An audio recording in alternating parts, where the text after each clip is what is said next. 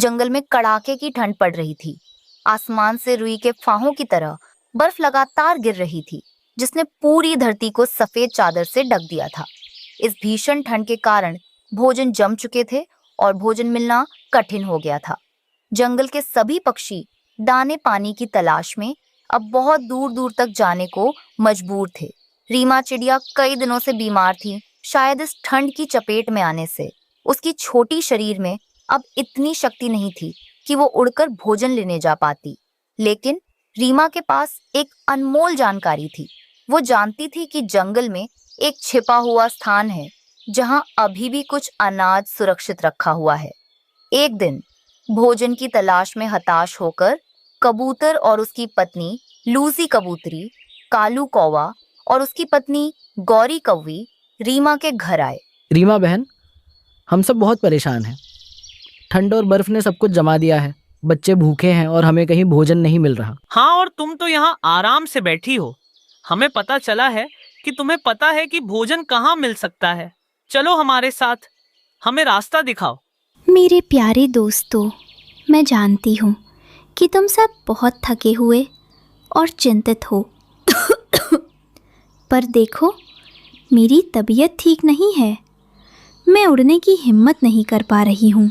अगर मैं तुम्हारे साथ चलूँगी तो सिर्फ बोझ बनूंगी। ओह बेचारी रीमा, हम देख सकते हैं कि तुम कितनी बीमार हो।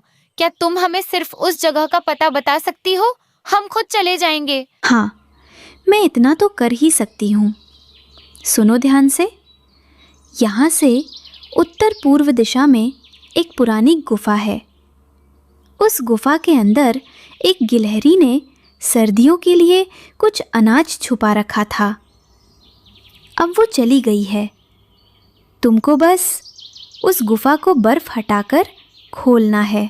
बस इतनी सी बात, फिर तो हम अभी जाकर ले आते हैं। रीमा की बताई जगह पर पहुंचकर कबूतर और कालू ने मिलकर बर्फ हटाई और ढेर सारा सूखा अनाज और बीज ढूंढ निकाले। उनकी खुशी का ठिकाना न रहा। उन्होंने अपनी अपनी टोकरी में जितना भर सका उतना भरा और तेजी से अपने घरों की ओर लौट आए। शाम ढल चुकी थी। सभी पक्षियों ने पेट भरकर भोजन किया, लेकिन किसी ने भी उस बीमार रीमा चिड़िया के बारे में नहीं सोचा जिसने उन्हें भोजन का पता बताया था। स्वार्थ ने उनकी आंखों पर पर्दा डाल दिया था। रीमा अपने घोंसले में अकेली, भूखी और कमजोर बैठी है। काश वो थोड़ा सा भोजन मेरे लिए भी ले आते। एक छोटा दाना भी मेरी जान बचा सकता था। लेकिन मुझे उन पर गुस्सा नहीं करना चाहिए। शायद उन्हें लगा कि मैं बाद में ठीक होकर खा लूंगी। कड़ाके की ठंड और भी बढ़ती जा रही थी। हर बीतते दिन के साथ ज्यादातर पक्षी ठंड और कम भोजन के कारण बीमार पड़ने लगे थे। कुछ ही दिनों में कबूतर, लूसी, कालू और गौरी भी थकान और बीमारी से बेहाल हो गए। वो सब फिर से चिड़िया के घर आते हैं। रीमा, हमें पता है कि हमने अच्छा नहीं किया था जब हम भोजन लाए थे। हाँ, अब हम और भोजन इकट्ठा नहीं कर पा रहे हैं। ठंड इतनी ज्यादा है कि हमारे पंख भी जम रहे हैं। जो थोड़ा बहुत बचा है उससे ज्यादा दिन नहीं कटेंगे। हम अब बीमार भी हो गए हैं। रीमा, हम बहुत डर गए हैं। क्या होगा हमारा? घबराओ मत मेरे दोस्तों, हिम्मत मत हारो। मैं जानती हूँ कि ये ठंड कितनी जालिम है, लेकिन ये वक्त डरने का नहीं बल्कि और ज़्यादा मजबूत बनने का है। याद रखो, आगे जाकर ठंड और भी बढ़ेगी।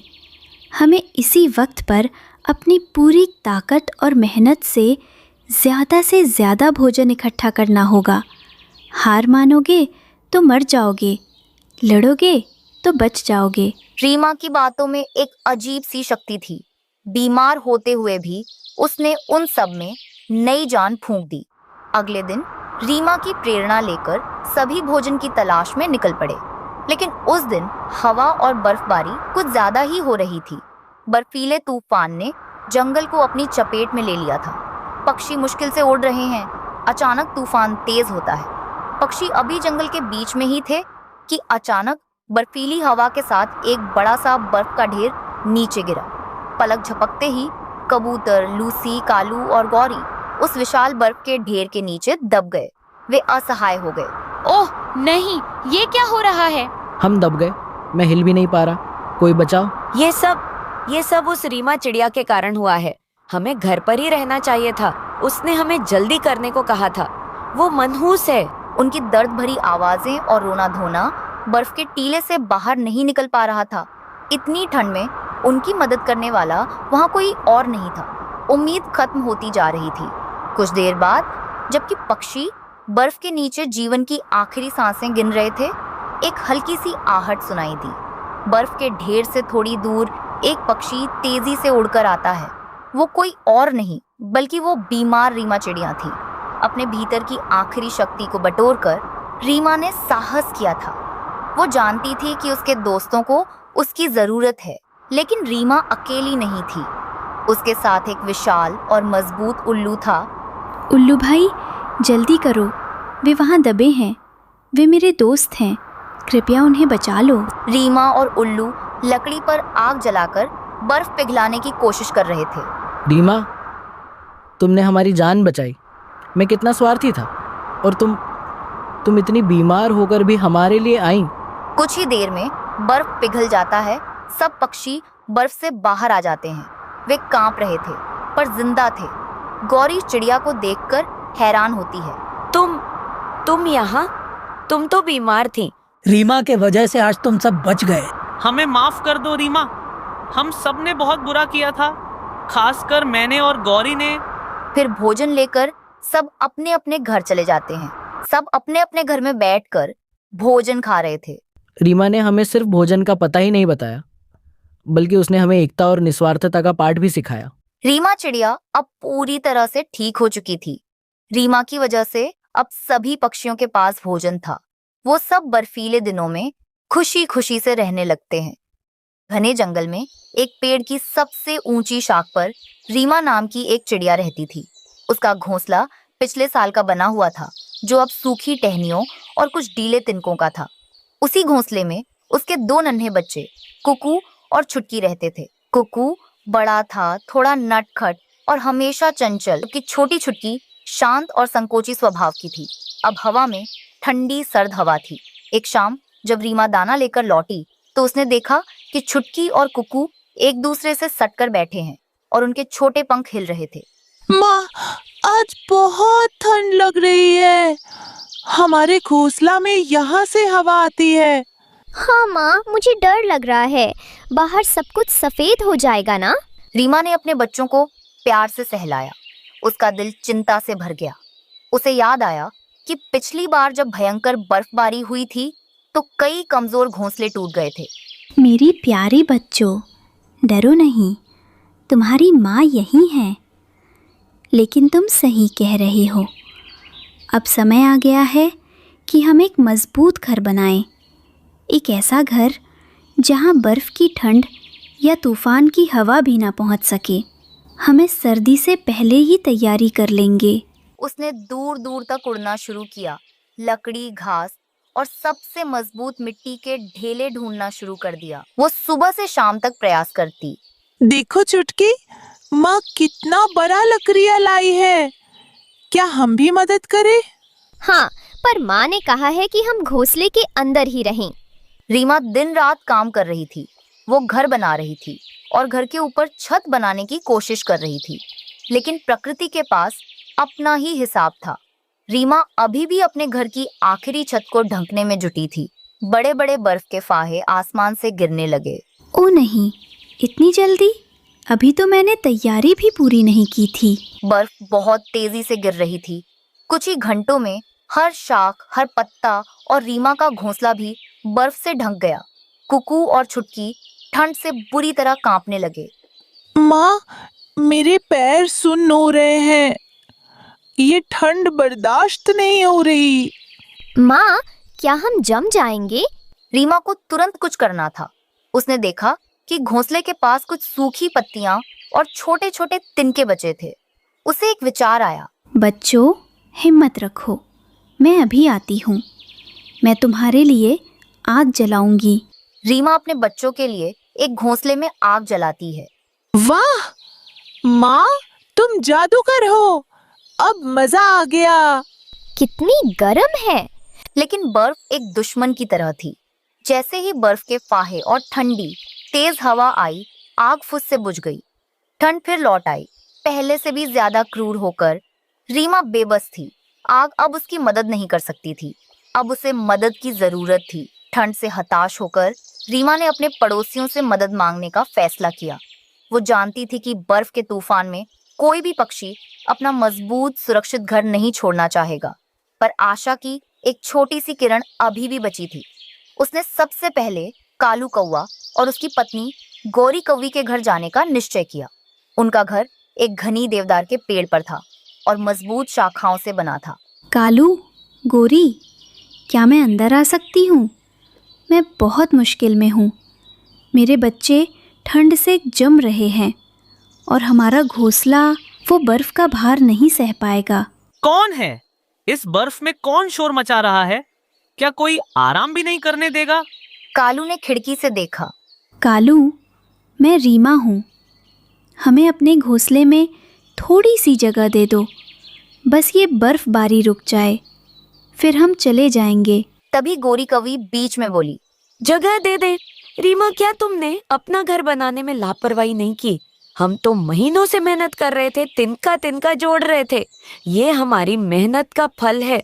तुम्हें भी समय पर अपना काम करना चाहिए था। देखो रीमा, हमने तुम्हारे लिए मेहनत नहीं की। हमारे घर में तुम्हारे बच्चों के लिए कोई जगह नहीं है। जाओ और अपनी लापरवाही का नतीजा भुगतो। हम बेवकूफ नहीं हैं कि बर्फ के तूफान में अपनी जान जोखिम में डालें। लेकिन दया, थोड़ी सी दया तो दिखाओ। दोस्ती का तो ख्याल करो। कैसी दोस्ती? यहाँ जंगल में सिर पे अपना पेट भरने की दोस्ती चलती है। भागो यहाँ से। वो निराशा में आगे बढ़ी। रीमा की नजर कबूतर और उसकी पत्नी लूसी कबूतरी पर पड़ी। वे पेड़ के पास ही एक पुराने सूखे घोंसले के अंदर थे। रीमा को पता था कि कबूतर दिल के नरम होते हैं और वो उनके पास गई। कबूतर भैया, लूसी मुझे माफ करना, मैं आपको परेशान कर रही हूँ। कबूतर ने तुरंत बाहर झांका। रीमा, तुम इस बर्फ में बाहर क्या कर रही हो? अंदर आओ जल्दी। रीमा अंदर गई और देखा कि लूसी कबूतरी अपने घोंसले पर बैठी है, जो कि रीमा के पुराने घोंसले की तरह ही कमजोर लग रहा था। लूसी गर्भवती थी और उसके चेहरे पर थकान साफ झलक रही थी। कबूतर भैया, मुझे बस कुछ घंटों के लिए थोड़ी जगह चाहिए। मेरे बच्चे कुकू और छुटकी ठंड से कांप रहे हैं। हमारा घोंसला टूट सकता है। रीमा, मेरी बात समझो। हम तुम्हारी मदद ज़रूर करते, लेकिन लूसी की हालत देखो। वो जल्द ही बच्चों को जन्म देने वाली है। हमारा ये घोंसला भी उतना मजबूत नहीं है। रीमा बहन, मुझे माफ करना। तुम मेरी जगह होती तो तुम भी यही करती। अगर हम तुम्हें अंदर ले भी लें तो जगह की कमी से हम सब ठंड से बीमार पड़ सकते हैं और फिर मैं अपने बच्चों को सुरक्षित नहीं रख पाऊंगी। मुझे बहुत बुरा लग रहा है। मैं समझती हूँ लूसी, मैं तुम्हारी मजबूरी समझती हूँ। रीमा ने देखा कि लूसी झूठ नहीं बोल रही थी। उसने कालू और गौरी की तरह स्वार्थ नहीं दिखाया, बल्कि मजबूरी बताई। रीमा ने गहरी सांस ली। रीमा बाहर निकली। उसका दिल अब भी भारी था, लेकिन इस बार अपमान की जगह निराशा थी। वो अब अकेली थी और बर्फ और तेज हो चुकी थी। बर्फ गिरती जा रही थी और उसके दिमाग में बस कुकू और छुटकी के कांपते शरीर की तस्वीर थी। उसे लगा कि अब कोई रास्ता नहीं बचा है। उसने देखा जंगल के किनारे पर किसान का घर था। किसान और उसकी पत्नी गांव के बाहर रहते थे। रीमा को पता था कि किसान की पत्नी एक दयालु आत्मा थी। वो अक्सर पक्षियों के लिए दाना और पानी रखती थी और कभी भी किसी चिड़िया को नहीं भगाती थी।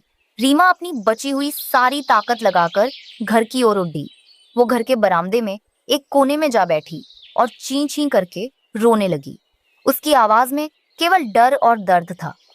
किसान की पत्नी रोने की अजीब आवाज सुनकर तुरंत बाहर आई। उसने रीमा को देखा, छोटी, बर्फ से ढकी हुई और कांप रही थी। किसान की पत्नी तुरंत समझ गई कि ये पक्षी मदद मांग रहा है।